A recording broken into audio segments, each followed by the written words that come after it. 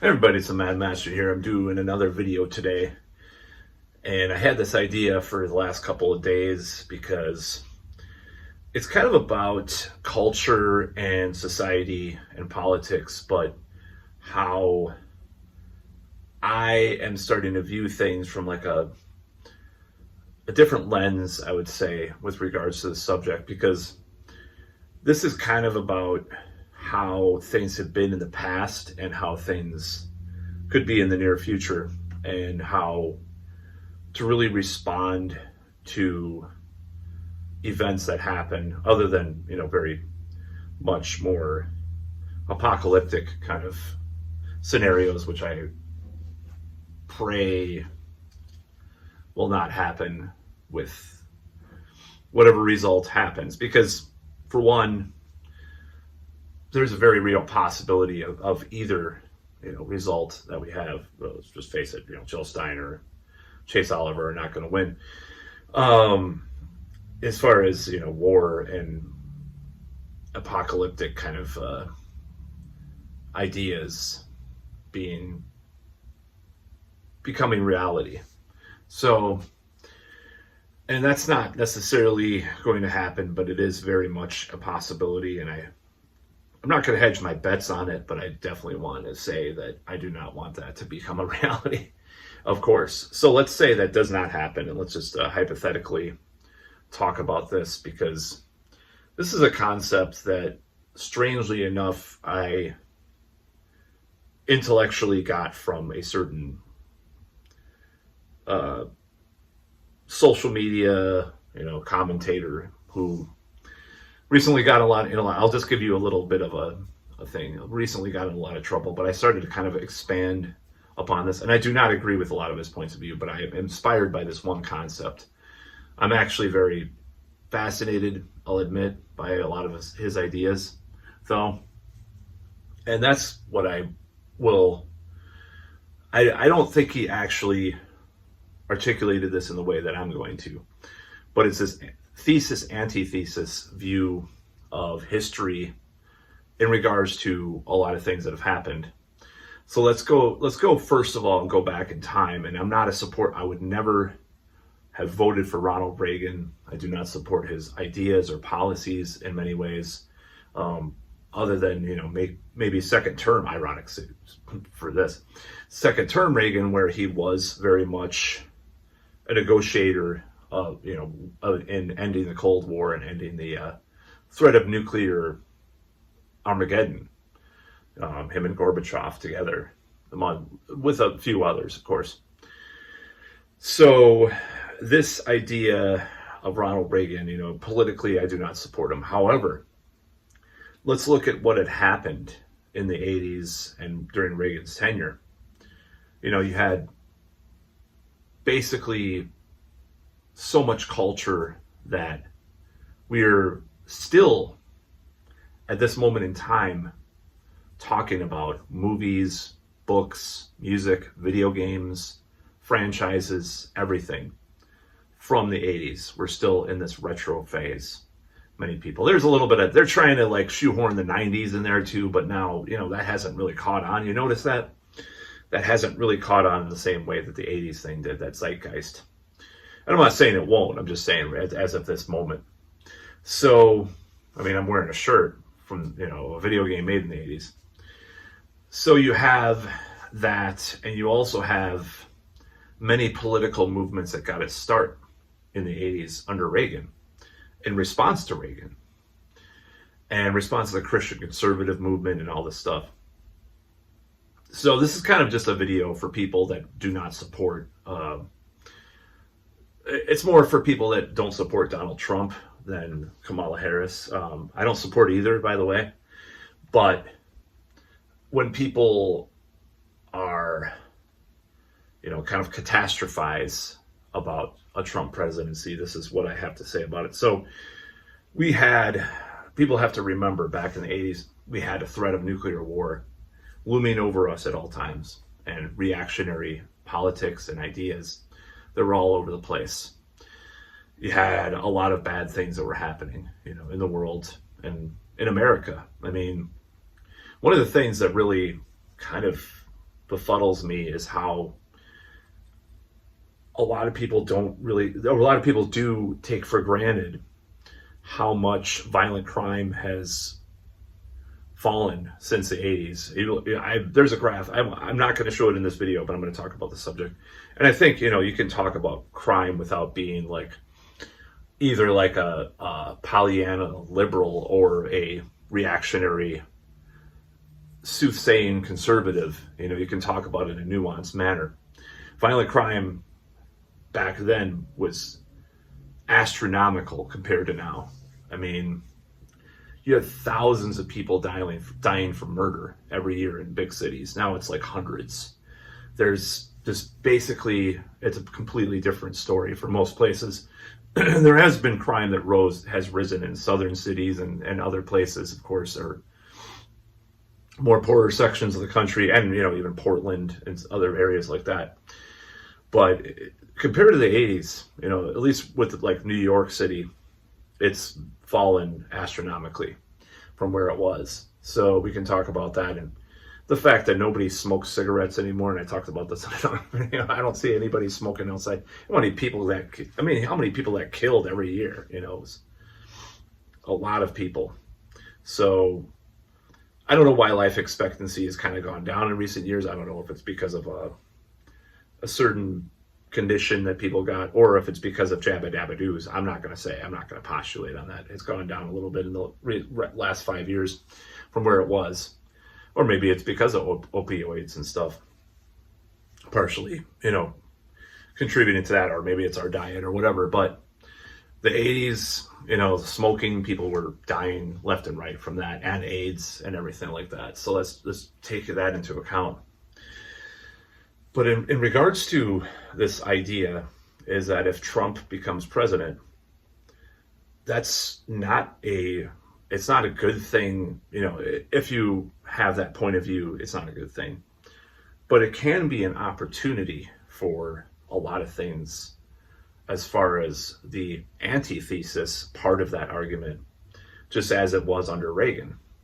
I'm not comparing the two necessarily, but for example, you saw all the social movements and musical movements, cultural movements just explode under Reagan in reaction to Reagan. A lot of the time, a lot of punk, a lot of thrash metal, a lot of alternative music, industrial, goth. I mean, and those two weren't necessarily in reaction, but culturally they were. Even if they weren't explicit about it, they were opposed to this conservative Christian capitalist, or extreme capitalist, I should say, idea of the world. Not capitalist necessarily, but extreme capitalist. And it was perpetuated by this whole thing had just, the culture and everything else. Now, the problem with the anti-Trump thing, it's very monocultural compared to how things were in the 80s. Like, a person necessarily didn't have to agree with someone in this, these social movements or cultural movements, but they were all opposed to the overarching thesis part of it, which is this overreaching, right-wing zeitgeist that we're in. And a lot of people were conservative too and supported Reagan and did coke and, were into the burgeoning finance class or neoliberalism in general. There were a lot of people into that too. That's what American Psycho is about and stuff like that. So it's really there was so much diversity, dare I say, in the 80s of thought, even under that mantle of what I call the antithesis of what was happening. And I hope if that becomes I hope that is more of a reality in the future, but I have my doubts that would become a reality, because we saw, unfortunately, the anti-Trump thing was very much the same type of people, the same type of thoughts and ideas. It wasn't as varied as at least the antithesis of the Reagan ideas. It didn't have to be explicit about it, but I'm just saying that the cultural movements, most of the people involved in music or movies or literature that were really at the cutting edge in the 80s were not pro-Reagan or pro that movement, is what I'm saying. So, and the irony is a lot of what is seen as edgy now is at least like adjacent to pro-Trump ideas, sort of. Unfortunately, it's unfortunate. As people like Peter Thiel or even Elon Musk don't have the interests of the common person at heart, and neither do Soros or Bill Gates or the Koch brothers, who have all of a sudden gotten in on the action of the Democrats as well, as purportedly. So it's kind of a elite versus elite kind of election that we're living in, and I would vote for neither, honestly. I'm a little more scared now, as of today, as far as like the Elon Musk corporatist kind of thing, because there's a lot of exposés about what they really want. Of course, I watched this Tim Dillon JD Vance interview, and I agreed with like half of what JD Vance was saying, but then you have that too. So it's kind of a confusing, time. So that's why I support neither, because it's like both sides have, oh, I agree on that. Oh my God, that's deplorably horrible. So that's why I support neither. You can go into like James Corbett's work that he's doing on Peter Thiel, however you pronounce it. And I think he should do a video series. He's doing an article series right now, or Whitney Webb too, probably will talk about that stuff as well at some point. So I would explore those ideas. But this whole idea that you have to go into this Trump presidency with alarm, which is probably going to be happening. Let's just face it. I predict today is Sunday, October 27th, I believe, 2024. So I predict he probably becomes president. He probably will. And we will have, a lot of outcry and terror amongst the liberal class. A lot of the working class has kind of turned toward Trump in recent years. He does have rhetoric against the elites and stuff, even though he's part of the elite. And especially this election, he has even more of the kind of scary elites supporting him. And at the same time, some of the people that he's, as RFK and Tulsi Gabbard, he used to be decent people, I guess. I don't know if you want to consider that. So we have that. But what I'm trying to say overall is that we survived 4 years of Trump. We survived 4 years of Ronald Reagan, or 8 years of Ronald Reagan.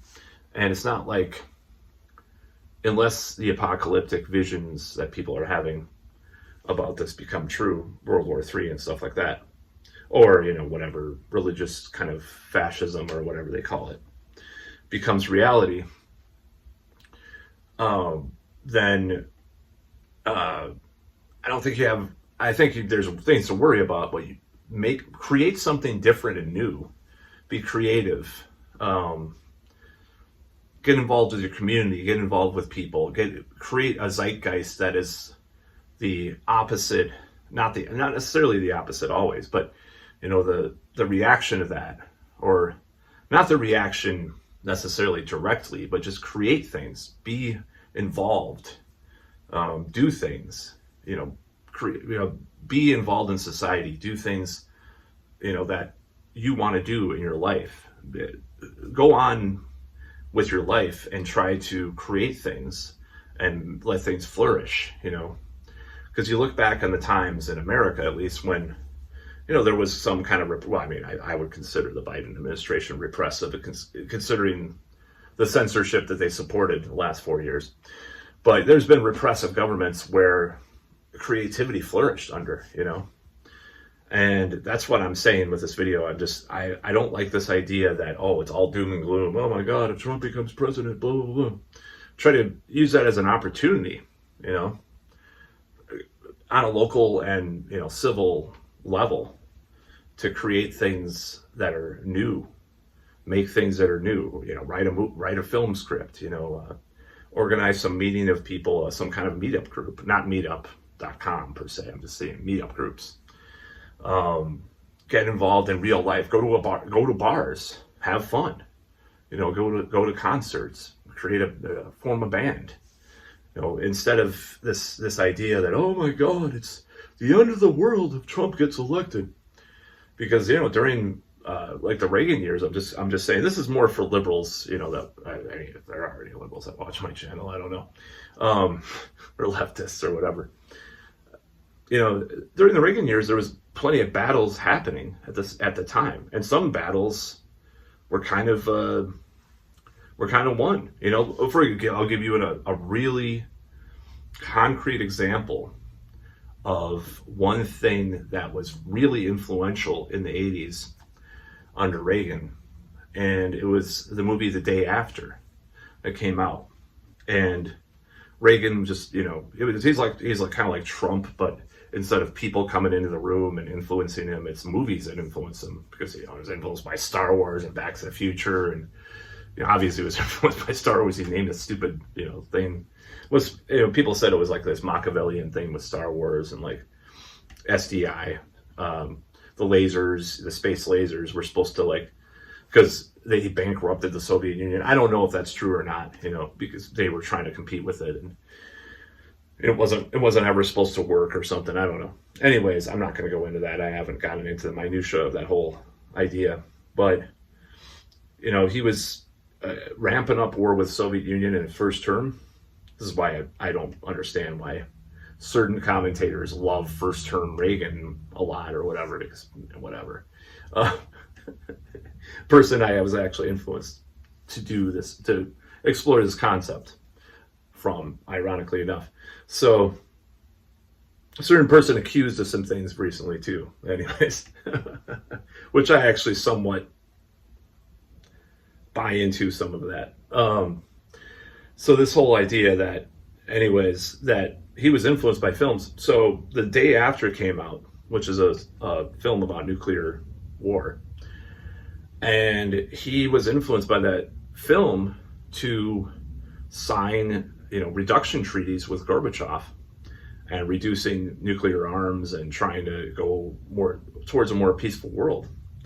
So the idea that we should just oh my God, it's all doom and gloom, it's not, I think that kind of came in my head too, not about Trump necessarily, but about both of them, oh my God, there's going to be nothing left after that one of them get elected, or this total fascism, or total whatever you want to call it, authoritarianism. So just remember that, there's always the other side that's fighting at the same time, just like under Trump, it was chaos, I don't like some of the things that unfortunately, some of the things that resulted from the anti-Trump thing were cringe and terrible, unfortunately. There wasn't really anything, like in the 80s, you had all sorts of movements that became solid because of Reagan. Anti-war movements, anti-globalization movements. I'm just going to say the LGBT movements, more funding for AIDS, more, just a lot of different homelessness, they were fighting homelessness, all sorts of things that became real firebrands for people. And under Trump, it was unfortunately, a lot of the anti-Trump things were grifts. Maybe they were always grifts, I don't know, all these things, but there was a more legitimate desire to change things in a positive way without it being this weird, imbalanced neoliberal globalist kind of thing involved with it, the DEI, the DEI stuff, some of that stuff does have roots in the 80s and a lot of these activist movements, but it's just this weird mix of things that don't really work out to be logical in a lot of the modern left is what I'm trying to say. So this whole idea, I think, is good to explore. If Trump gets elected, there's not going to be any, nobody's going to be fighting the more stupid policies or stupid laws or actions he takes. It's bullshit. Of course they will. Of course people would, and they should, as they should. If there's something terrible that he's proposing, people should fight it. That's just the way it goes.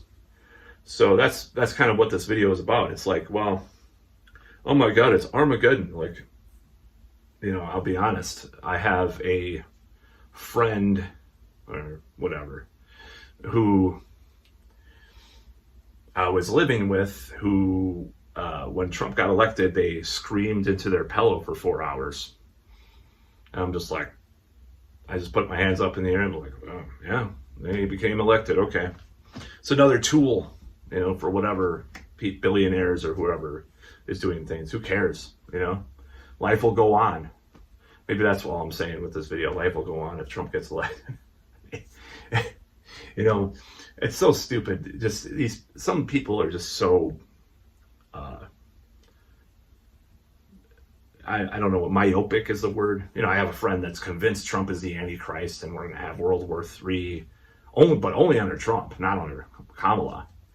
No, nothing, no imagination about what's the Bible.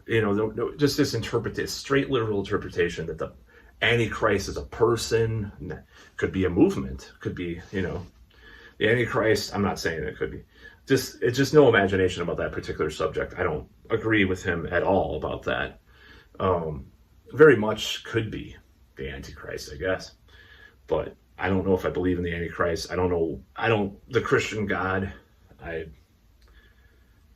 In recent months, I've just been looking at that and I'm just like, oh my God, that's so ridiculous. So, not at least the interpretation that most Christians have. Some interpretations I don't hate as much, or I like some of the interpretations. Anyways, that's not what this video is about. But yeah, the antithesis needs to be as strong as the thesis.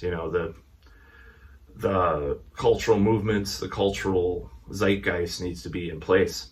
The 80s were a very conservative time in a lot of ways. It went back to a lot of conservative ideas after the 70s, but still counterculture was great. Counterculture was very strong in the 80s. I mean, look at all the stuff that was there.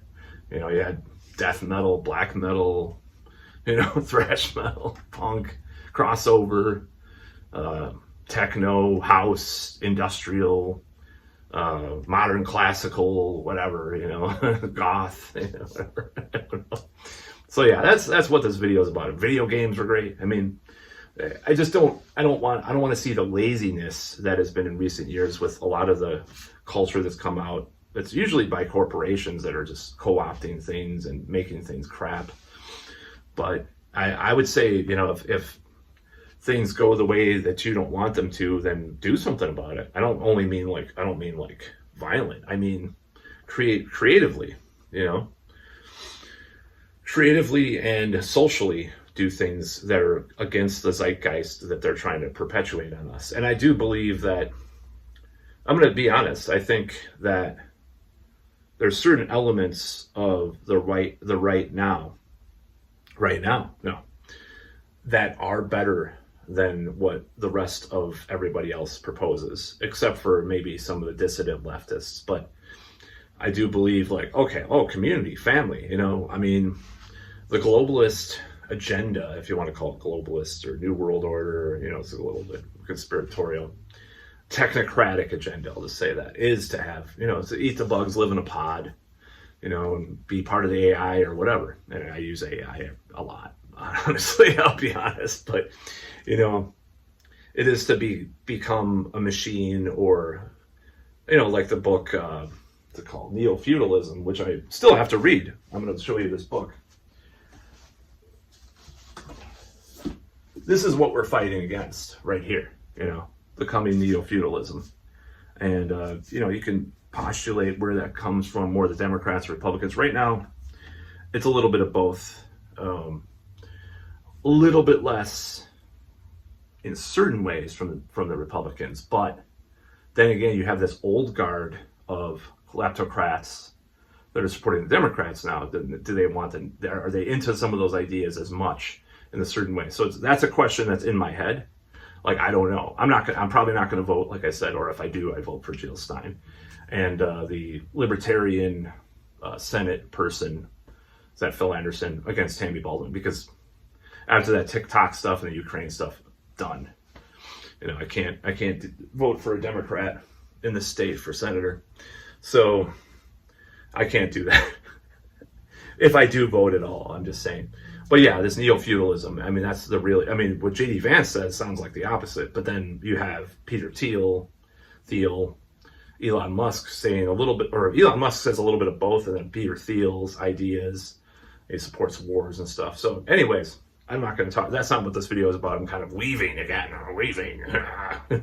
But I'll weave back. I'll circle back, Jen Psaki. Circle back to this idea. I mean, that's the way to go, is to be unique and individual in this idea with this modern zeitgeist. Be an individual. Don't just join some astroturfed cause. If you are on the left, don't just do that. Form your own cause, form your own company, your own publishing company, your own record label, your own political action group yourself. Don't join some other thing that is being astroturfed and funded by billionaires or funded by some kind of movement that's kind of doesn't always have your best interests at heart. Honestly, I don't think they do. And I think a lot of the stuff in the last 5-10 years has been more astroturfed than legitimately from the ground up, grassroots, And then there's foreign governments' involvement. That's the thing about it. It's like, oh my God, Russia's funding Jill Stein and funding all these people, blah, blah, blah, or Tucker Carlson. Yeah, probably there's some money that leaks in from these people, and it's under different names. Sometimes they know about it, sometimes they don't. On the other side, well, China's doing stuff. America does stuff in other countries. They astroturf things. American government itself. Who's going to complain about that? It's more about, to me at this point, it's like, well, they're all corrupt. They're all astroturfed. Everybody's a grifter. I'm a grifter. I want to make a lot of money. I do. I don't want to work at my job again under someone that's always given me, hasn't promoted me yet after almost 3 years, of course. Of course I'm going to leave. But I would love to work for myself and stuff. I don't care about a castle. I do want a big castle and stuff, but I don't care. But anyways, that's not what this is about. This is about the impetus to create and do something new with your life instead of, oh my God, Trump as president, it's the end of the world. I mean, who knows what would happen, if he does become president. I don't like the people that are who are establishment or against him. The people that actually, the more establishment a person that's against Trump, the less trustworthy they are. Now, the people that are anti-establishment, that are against Trump, usually bring up legitimate stuff. Oh, Iran, Israel, things like that. The people that are pro-establishment won't talk about those things because the other side supports a lot of the same stuff, maybe a little slower at it. I mean, it's like Due Dissidents. If you watch them, they're very much on the right side of things, in my opinion. But yeah, so I don't know. I'm kind of blathering in this video, but I felt like doing another video today. So that's what I have to say about it. I think you have to look at these things in a nuanced fashion, in a more intelligent fashion than doom and gloom. Trump becomes elected, it's the end of the world, World War III necessarily, and look at it as an opportunity to create things, to be under that. And Reagan was a polarizing figure, and I'm comparing him to Reagan because I remember, that means I'm old as fuck, but I do remember reading about it too. Just the whole Reagan thing and how much of a threat to people it was. And it was, it did, cause a lot of problems. A lot of people died under the AIDS crisis, that was some personal responsibility involved with that too, of course. But, a lot of people died in Central America, pollution, and all sorts of stuff. People, trees cause pollution. That guy, I forgot, was that James Watt?